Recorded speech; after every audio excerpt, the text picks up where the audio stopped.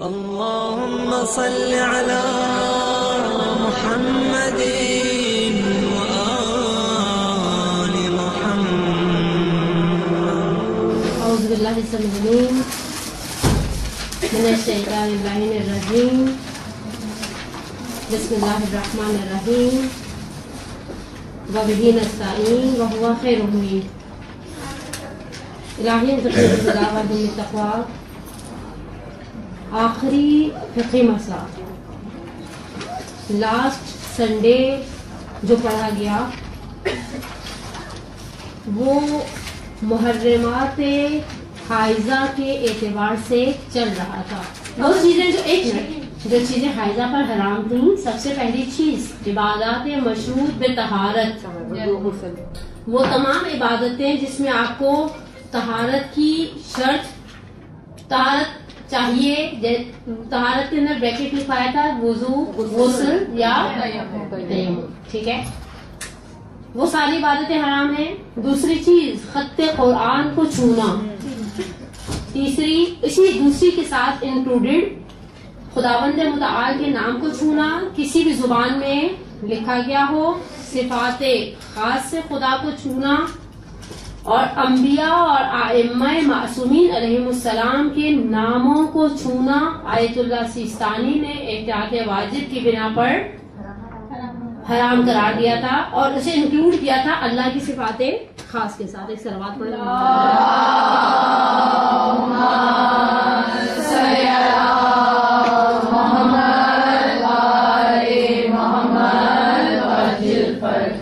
اور یہ دوسری چیز تھی خط قرآن، اسماء پروردگار کا نام، صفات خاص سے خدا اور احتیاط واجب کی بنا پر انبیاء اور ائمہ کے نام. تیسری چیز تھی وہ 4 سجدے، ٹھیک ہے، سجدے والی آیتیں. آیت اللہ خوئی پلس آیت اللہ سیستانی کے نزدیک صرف سجدے والی آیت پڑھنا حرام ہے. البتہ امام خمینی علیہ الرحمہ کے نزدیک اس سورہ کی بسم اللہ بھی حرام ہے. اور اگر ہمارے درمیان کوئی امام خمینی علیہ الرحمہ کی تقریر میں خاتون ہیں تو جیسے سورہ دعائے مبارکہ کمیل جو الحمدللہ آپ تو انشاءاللہ ایوری تھرسڈے پڑھتی ہوں گی، اس دعائے مبارکہ کمیل کے اندر ایک جملہ ہے، قرآن کی ایک آیت ہے، سورہ سجدہ کی آیت نمبر 18، افمن کان مؤمنا کمن کان فاسقا لا یستوون، یعنی یہ آیت پڑھ کرے اگر کوئی مومنہ اکارڈنگ ٹو آیت اللہ خمینی عاد اللہ مقامہ دعائے مبارکہ کمیل پڑھ رہی ہے، اور پھر جب وہ اس آیت پر پہنچتی ہے تو اس کو اس آیت کو ڈراپ کر کے دعائے کمیل کو پورا کرنا پڑے گا. آپ یہ کام کر سکتے ہیں کہ جب بیڈ ہے، پاک و پاکیزہ طہارت کی حالت میں ہے، وظائف الابرار مفاتیح الجنان جس سے بھی آپ دعائے کمیل پڑھتی ہیں، اگر آپ امام خمینی علیہ الرحمہ کی تقریر میں تو اسے ہائی لائٹ کر لیں، اور جب وہاں تک پہنچے اگر ایام میں پڑھ رہی ہیں تو اسے ڈراپ کر کے آگے دعائے کمیل کو مکمل کر لیں.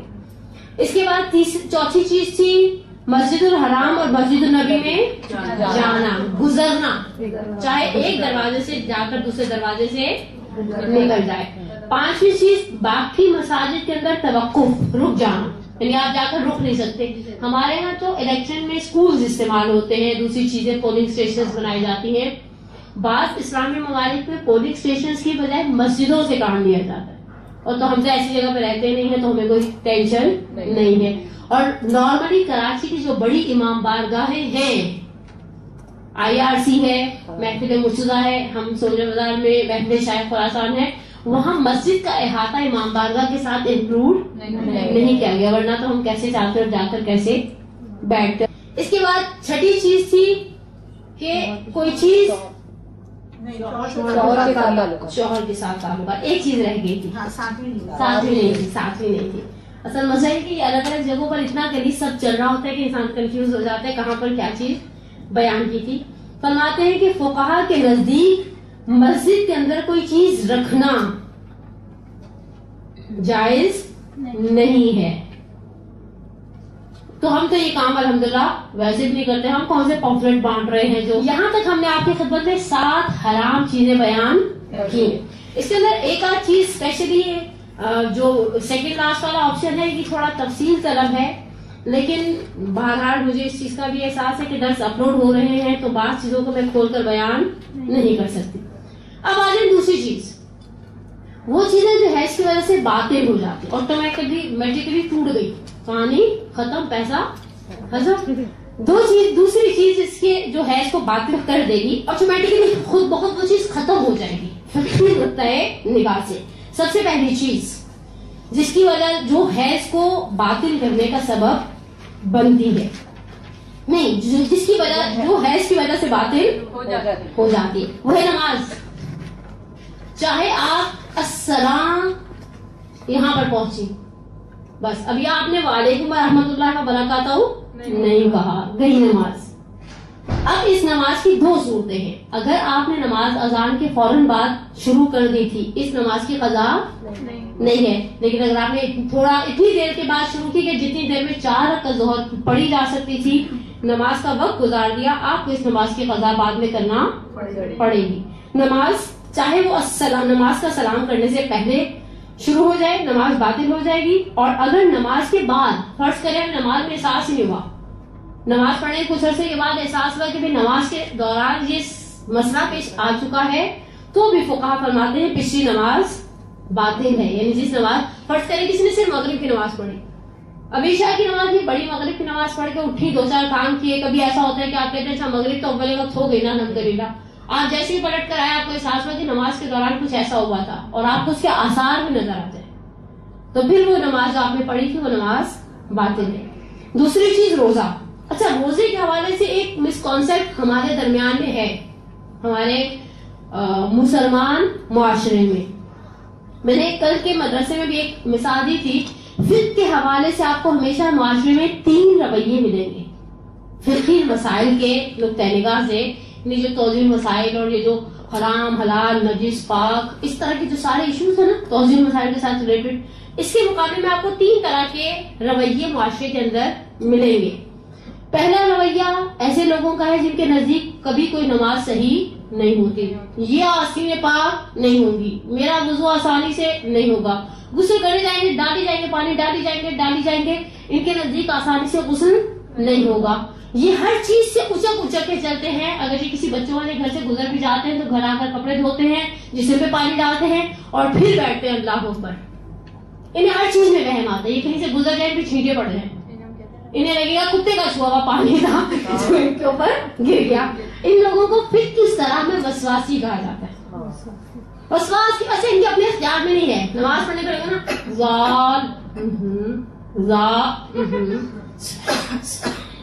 ارے بھائی ایک دفعہ کہہ دو چیز کی طرح سبحان ربی الاعلی، اتنی کہانی کہنے کی ضرورت نہیں. یہ وسواسی لوگ ہیں، ان کے نزدیک کوئی چیز کائنات کی صحیح نہیں. اب یہ روزے کے حوالے سے کچھ مسکنسیپٹ بھی ہیں، لیکن میں وہ 3 کیٹیگریز آپ کے پہلے کلیئر کر دوں. پہلی کیٹیگری وسواسی، دوسری کیٹیگری ہے لا ابالی لوگ. یہ گیلا ہاتھ پیشاب پہ بھی رکھتے ہیں، اس کے بعد اسی ہاتھ سے آٹا گھول دیتے ہیں. وہ پوچھا پھیرتے ہیں، بچے پیشاب کے پوچھا پھیرتے ہیں، پاگل چلے جاؤ تم لوگ تو مدرسے جانے کے بعد پاگل ہو گئے، اٹھو جاؤ یہاں سے. ان کے نزدیک ہر میوزک حلال ہے، ان کے نزدیک ہر چیز کھانا جائز ہے، وہ سر سے پیر تک پاک ہیں. وہ ایسا وضو کرتے ہیں نا کہ پورا خشک ہوگا تو کہ اللہ قبول کرنے والے جاؤ. یہ لاؤ والی لوگ ہیں، ان کے نزدیک کسی چیز کا کوئی پیمانہ نہیں ہے. لا ابالی، لاپرواہ نہیں. دیکھیں آپ نے کبھی لاپرواہی شخص نہیں دیکھا؟ اگر آپ ان کو ایک دفعہ، میں آپ کو اس کی چھوٹی سی پریکٹیکل مثال بنا کے دیکھتی ہوں. گھروں کی زمین نجس ہو، کسی کے گھر کی زمین نجس ہے، آپ ان کے ساتھ نے گلاس رکھا، انہوں نے اٹھا کے گلاس گیلا زمین پر رکھ دیا، اب آپ کی آنکھیں لگی ہوئی ہے گلاس کا تلوار نجس ہو گیا ہے، یہ اٹھائیں گے اور صوفے کی ہتھی پر رکھ کر چلے جائیں گے. اب آپ سر دیکھتے رہیں کہ یہ آپ نے کیا کر دیا. آپ نے کبھی کوئی ایسا شخص نہیں دیکھا زندگی میں؟ دیکھیے نماز پڑھ لوں گا اور یہ پھر آپ نے نماز پڑھی نہیں ایک دم. ان کو کسی چیز سے کوئی سروکار نہیں. یہ دوسرا مسئلہ کہ لوگوں سے شادیاں رچانے پہ تیار ہیں، یہ شادیوں کے اندر حرام حلال کرنے پہ تیار ہیں. یہ دوسرا رویہ ہے ایکسٹریمسٹ رویہ. پہلا میں نے کون سا بتایا، دوسرا کون سا بتایا، اور تیسرا ہے نارمل لوگ. الحمدللہ. اب میں آپ ایک اچھی سی مثال، جیسے آپ میرے سامنے بیٹھی ہوئی میری قابل احترام بہنیں اور کچھ تو بچیوں کی عمر کی بھی ہے میرے. اب یہ وہ نارمل طبقہ ہے جسے شریعت مقدس سے اسلام جب عرف کا لفظ استعمال کرتے تو یہ عرف کا معیار ہے. عرف نہ وسواسی لوگ ہوتے ہیں نہ لاؤ والی لوگ ہوتے ہیں، عرف نارمل لوگ ہوتے ہیں. ہم نے ایک دفعہ کہتے ہیں نا ایاک نعبد و ایاک نستعین، اٹس اوکے. ہم نے ایک دفعہ اچھا آپ وسواسی لوگوں کو دیکھیں، اذان ہو چکی، افطاری میں بیٹھے ہیں، سارے لوگ اپنی مغرب کھا کر واپس آ گئے, سموسے سارے کھائے گئے, کچوریاں کھائے گئے, پکوڑے ختم ہو گئے, یہ ابھی تک ان کو اطمینان نہیں رہا. مغرب کی اذان ہوئی, ارے بھائی امت ساری نماز پڑھ کے آ گئی, یہ آدھے گھنٹے تک بیٹھے رہیں گے, سحری سے پہلے بھی بیٹھے رہیں گے. نہیں اذان ہونے والی ہے, ارے ہونے والی ہے, کھا لو بھائی آخر میں کچھ. لیکن اس کا معیار ہمیشہ نارمل لوگ ہوتے ہیں جنہیں تھوڑی بہت سوجھ بوجھ ہوتی ہے اور اسی حساب سے زندگی گزارتے ہیں. عرفی لوگوں نے کچھ مسائل پھیلائے ہیں روزے کے حوالے سے جو میں آپ کی خدمت میں بیان کرتی ہوں. فرماتے ہیں کہ جس طرح سے جنابت کی حالت پر باقی رہنا جان بوجھ کے, جملہ دوبارہ سن لیں, جس طرح سے جنابت کی حالت پر باقی رہنا جان بوجھ کر ماہ مبارک رمضان میں روزے کے باطل ہونے کا سبب بن جاتا ہے, اسی طرح سے حیض کی حالت پر بھی جانتے بوجھتے ہوئے باقی رہ جانا نماز صبح کے وقت تک روزے کے باطل ہونے کا سبب بن جاتا ہے. عورت اگر طلوع فجر یعنی اذان صبح سے کچھ دیر پہلے پاک ہو جائے, کچھ دیر, 2 ٹائم پیریڈ آپ کو شریعت دیتی ہے. آپشن نمبر 1, اس کے پاس اتنا وقت ہے کہ یہ غسل کرے اور پھر اذان ہو تو یہ غسل کرے گی اچھے بچوں کی طرح, روزہ رکھے گی. آپشن نمبر 2, غسل کا ٹائم نہیں ہے, تیمم کرے گی اور روزے کی حالت میں داخل ہو جائے گی. مزے کی بات ہے اس تیمم سے اس کا روزہ صحیح ہے لیکن اس تیمم سے اس کی نماز صحیح نہیں ہے. نماز کے لیے غسل کرے گی اچھے بچوں کی طرح. وہ تنگی وقت کی کہانی تھی, یہاں کوئی تنگی وقت کی کہانی نہیں ہے. اور یا پھر اس کو الٹا کر لیں, روزے کے حوالے سے ہے اس کو 2 طرح سے بیان کیا جائے گا. آپ اذان صبح ہو گئی, اب آپ پاک ہوئی ہیں, نماز صبح آپ کو پڑھنی ہے لیکن اس دن کا روزہ نہیں رکھنا. اذان صبح ہو گئی اور اب آپ یا کوئی بھی XYZ مومنہ پاک ہوئی ہے, نماز اپنی فجر کی پڑے گی لیکن روزہ رکھنے کی ضرورت, روزہ ہوگا ہی نہیں, روزہ ہوگا ہی نہیں. اگر کوئی رکھ بھی رہے تو اپنے آپ کو بلا وجہ بھوک اور پیاس کی مشقت میں ڈال رہے. اور اگر اسی کنڈیشن کو آپ الٹا کر لیں, اذان ہونے میں آپ نے دیکھا جن کے PCN ٹائپ کی چینلز ہیں, اسلامی اہل تشریح کے چینلز, وہ اذان سے پہلے ٹن ٹن ٹن سناتے.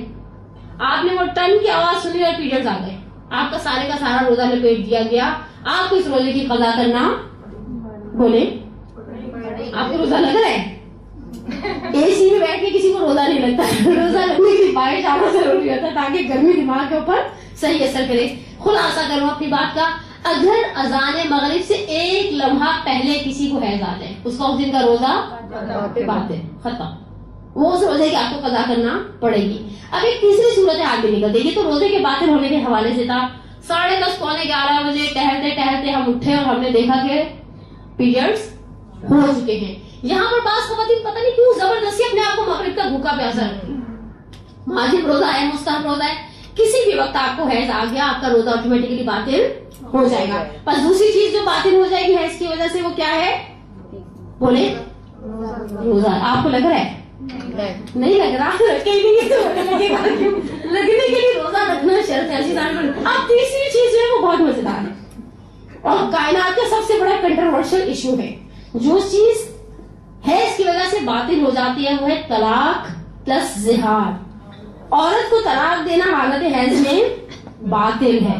البتہ یہاں پر انہوں نے 2 شرطیں بتائی ہیں, جن 2 شرطوں میں, بلکہ 2 نہیں 3 شرطوں میں اگر مرد بیوی کو حالت حیض میں طلاق دے بھی دے تو وہ طلاق صحیح ہے. 3 استثناء ہے, 3 ایکسیپشنز. ادروائز اگر یہ 3 کنڈیشنز نہ ہوں تو مرد کا اپنی بیوی کو حالت حیض میں طلاق دینا باطل ہے. پہلی کنڈیشن, وہ لڑکی یا وہ بچی جس کے ساتھ صرف نکاح ہوا ہے مگر تعلقات قائم نہیں ہوئے, اگر اس لڑکی یا بچی کو شوہر طلاق دینا چاہے وہ حیض میں ہو یا حیض میں نہ ہو, طلاق صحیح ہے. دوسری, وہ خاتون جو پریگننٹ ہے اور اس پریگنینسی کے دوران پیریڈز ہو رہے ہیں, اسے اگرچہ بہت ریئر ایسا ہوتا ہے کہ پریگننٹ خواتین کو پیریڈز کا ایشو درپیش ہو, لیکن اگر کوئی پریگننٹ بھی ہے اور پیریڈز میں بھی ہے, ایسی عورت کو اگر طلاق دے دی جائے تو طلاق صحیح ہے. صحیح ہے. ہمارے یہ کانسیپٹ ہے کہ پریگنینسی میں ڈیورس نہیں ہوتی, حالانکہ ایسا نہیں ہے. یہ سنیوں سے ہم نے بڑی شریعت لی ہے. حاملہ عورت کو طلاق دینے میں کوئی ایشو نہیں ہے, ہو جاتی ہے. وہ تو کہہ رہے ہیں حیض میں بھی ہو جاتی ہے. ٹھیک ہے. اب تیسری یہ کہ اگر کسی کی بیوی غائب ہو جائے, بالکل زمین کھا گئی, آسمان نکل گیا, کچھ پتہ نہیں چلا. اور اس کے لیے کسی صورت پاسبل نہ ہو کہ وہ اپنی بیوی کو کسی طریقے سے کمیونیکیٹ کر سکے, اس سے کوآرڈینیٹ کر سکے. اس صورت میں البتہ آج کل کا موبائل کا زمانہ ہے, واٹس ایپ کا زمانہ ہے, کسی کے گھر مچھلی پکتی ہے تو سارے ٹبر کو پتا ہوتا ہے. کسی بھی صورت میں پاسبلٹی نہ ہو کہ وہ اس سے جا کر phone, SMS, WhatsApp, Facebook کسی طریقے سے پوچھے بیوی بتا دو پیریڈ میں تو نہیں ہو, نہیں کمیونیکیشن کر سکتا, دے دے, بعد میں پتا چلے کہ وہ اس وقت طلاق میں تھی تو اوکے یہ طلاق صحیح ہے. اب پہلی چیز اس تیسری چیز میں جو میں آپ کی خدمت میں بیان کری تھی, جو چیز ہے اس کی وجہ سے باطل ہو جاتی ہے وہ کیا ہے؟ طلاق. دیکھیں میں نے اس سے پہلے آپ کو نماز, روزہ, تیسری چیز کیا بتائی؟ طلاق. اس طلاق ہی کے ساتھ انکلوڈیڈ ایک چیز ہے جسے میں نے یہاں آپ کی خدمت میں لکھا ہے, کیا ہے؟ زہار. پرانے زمانے میں بتا فقہ کا یہ مسئلہ ابھی بھی موجود ہے. فقہی مسائل پرانے نہیں ہوتے, یہ فقہی مسائل ہیں, بیڈ شیٹ کا ڈیزائن نہیں ہے کہ ہر تیسرے دن بدل جائے. مسائل ہیں, 100 سال پہلے بھی وہی تھے, ابھی بھی وہی ہیں. زہار فقہ کے اندر ایک صیغہ ہے, اگر مرد اسے اپنی زبان سے جاری کرتا ہے تو اس کی بیوی اس پر حرام ہو جاتی ہے. آپ الحمدللہ اہل مجلس, اہل ممبر, اہل محراب, مجھے 101% یقین ہے ہمارے درمیان ذاکرہ بھی موجود ہوگی, ہیں بالکل موجود ہیں, ٹھیک ہے, ہماری بہن کے. اب یہاں پر سوال یہ ہے کہ اگر کوئی مرد جنہوں نے نویں امام کا یحییٰ ابن اقسم کے ساتھ مناظرہ پڑھا ہے, اور مناظرے تو ہمیں بڑا مزہ آتا ہے پڑھ کے بھی اور سن کے بھی, اس میں یحییٰ ابن اقسم نے نویں امام نے یحییٰ سے کہا ایک مرد نے عورت کو صبح دیکھا تو حرام تھی, پھر دن چڑھے حلال ہو گئی, ظہر کے وقت پھر حرام ہو گئی, عصر کے وقت پھر حلال ہو گئی, مغرب کے وقت پھر حرام ہو گئی, عشاء کے وقت پھر حلال ہو گئی, آدھی رات کو پھر حرام ہو گئی. تو ایک ہی عورت ایک ہی مرد پر ایک ہی دن میں کس طرح حرام اور حلال ہو سکتی ہے؟ مناظرہ یاد آیا؟ نہیں یاد آیا, ٹھیک ہے. وہ مرد نے صبح ایک عورت کو دیکھا, اس کی کنیز تھی, اس پہ حرام تھی, دن چڑھا اس کو خرید لیا. کنیز کے ساتھ ریلیشن تعلقات جائز ہوتے ہیں بیوی والے, وہ جائز ہو گئی. دوپہر میں اس کو آزاد کر دیا, پھر سے حرام ہو گئی. عصر کے وقت اسے نکاح کر لیا, پھر حلال ہو گئی. مغرب کے وقت اسے زہار کر دیا. اب یہ فساد کی ساری جڑ زہار. یہ زہار کیا ہے؟ زہار ایک صیغہ ہے جو مرد اپنی زبان سے نکالتا ہے تو بیوی اس پہ ٹیمپریری حرام ہو جاتی ہے. انتی کا ظاہری امی, ہائے ہائے, یہ دنیا کا سب سے سخت جملہ ہے جو کبھی کوئی مرد کم از کم آج کے معاشرے میں زبان سے نہیں نکالے گا. مرد اپنی بیوی سے کہہ دے تمہاری پشت میری ماں جیسی ہے. لیکن اگر کوئی مرد فقہی نقطہ نگاہ سے اپنی بیوی کو یہ جملہ کہہ دے انتی کا ظاہری امی, تیری پشت میری ماں جیسی ہے, جب تک اس کا پیٹنٹ کفارہ نہیں دے گا یہ جملہ کہنے کی وجہ سے اس کی بیوی اس پر حرام ہو جائے گی. لیکن کوئی مرد ایسی حماقت نہیں کرتا.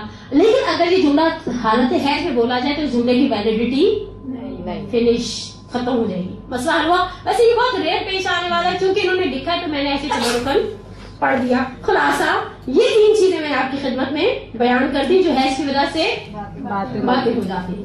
اور چوتھی اور آخری چیز, واجب غسل اور مستحب وضو بھی حیض کی وجہ سے باطل ہو جاتے ہیں. یعنی کامن سینس کی بات ہے, اگر ہم پاک تھے اور ہم وہ تمام کام انجام دے سکتے تھے, جیسے ہی حیض آئے گا وہ آٹومیٹکلی غسل کو پچھلے غسل کی طہارت کو لے جائے گا, ختم ہو جائے گی. اور نئے سرے سے جب تک کسی بھی عبادت کو انجام دینے کے لیے ہم مجبور ہیں کہ دوبارہ غسل کریں, اور غسل کیے بغیر گزارا نہیں ہے. اب یہاں پر ایک چھوٹا سا سوال, پیارا سا معصوم سا پیش آنے والا. آپ نے ایک چیز مجلسوں میں بے تحاشا سنی ہوگی, 40 غسلیں جمع کر لو قبر میں کیڑے نہیں کھائیں گے. پروٹیکشن ایسی عورتوں کا بس نہیں چل رہا تھا کہ مٹی والی جگہ سو کر آتی نا, وہ کلینزنگ ملک لگا کے بھاؤ بھی لاول کے بھی پیچھے سے بولتی ہے دیکھو کتنی مٹی آ گئی. عزیزم یہ سب مٹی میں چلا جائے گا, ختم ہو جائے گا, پھر کیڑے کھا جائیں گے ہمیں اور ہڈیاں رہ جائیں گی ایسی کر کے. اور پھر سردار جو نقلی دانت ہے نا ان کا بھی پتہ چل جائے, کوئی بھربھرے ہو جائیں گے, اللہ کی دیوے دانت آخر تک بہت سن کے رہتے ہیں. لیکن ایک کتاب ہے علی اکبر مہدی پور کی, ارواح جاویدہ کے نام سے, فارسی میں اس کا نام ارواح جاویدہ ہے, اردو میں اس کی ٹرانسلیشن ہے, بلو کلر کی بک ہے, لافانی اجساد, ٹرانسلیٹ بائی فیضیاب رضوی. اس میں انہوں نے 300 سے لگ بھگ کہانیاں نے نعوذ باللہ داستانیں جمع کی ہیں, جس میں کسی کی میت 40 دن بعد, کسی کی 48 دن بعد, کسی کی 100 سال بعد, کسی کی 250 سال بعد نکلی, اور میت ایز اٹ از ایسے کی ایسے تھی. اور وہ شروع میں جو دباجہ ہوتا ہے نا, مقدمہ تمہیدی گفتگو, اس میں انہوں نے ہمارے سوجبگار کے ایک ٹارگیٹ کے دن کے شہید کے بارے میں بھی مینشن کیا ہے کہ مثلا شہادت کے کچھ عرصے بعد FIR کٹ گئی اور پولیس موبائل ڈاکٹرز وہاں پر پہنچے, نقشے قبر کیا تو شہید کی کا کفن اتنا نم تھا کہ بھائی نے جب سینے پہ ہاتھ رکھ کے یوں کیا نا تو انگلیاں باقاعدہ محسوس ہوئی. تو اس کے اندر انہوں نے لسٹیں بنائی ہوئی کہ کون سے گروہ ایسے ہیں جن کی میت قبر کے اندر سیف رہتی ہے. اس میں وہ ہے، انبیاء ہے، علماء ہے.